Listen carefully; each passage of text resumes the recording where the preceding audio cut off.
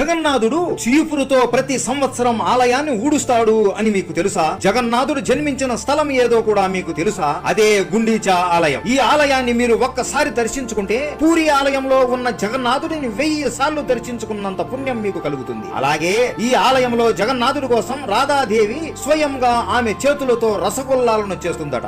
ఒక్కసారి రథయాత్ర ముందు రోజు భక్తులు అందరూ గుండీచా ఆలయాన్ని కడుగుతూ ఆయన కోసం శుభ్రం చేస్తూ ఉంటారు. అందరూ అలిసిపోయి పొద్దున్నే లేచి మిగతాది శుభ్రం చేద్దాం అని నిద్రపోతూ ఉండగా జగన్నాథుడు, బలరాముడు మరియు సుభద్రాదేవి స్వయంగా వాళ్ళ చేతులతో మట్టి కుండలను అలాగే చీపురులను పట్టుకుని గుండీచా ఆలయానికి వస్తారు. అందరూ నిద్రపోతుండగా వీళ్ళు ముగ్గురు శబ్దాలు చేయకుండా సుభద్రాదేవి కుండతో నీళ్లు తెచ్చి నేల మీద పోస్తూ ఉంటే జగన్నాథుడు మరియు బలరాముడు చీపురులతో శుభ్రం చేస్తూ ఉంటారు. అలా ఆలయం మొత్తం శుభ్రం చేసేస్తారు. ఉదయాన్నే పూజారులు అందరూ లేచి చూడగా ఆలయం మొత్తం శుభ్రం చేసి ఉంటుంది. ఎవరు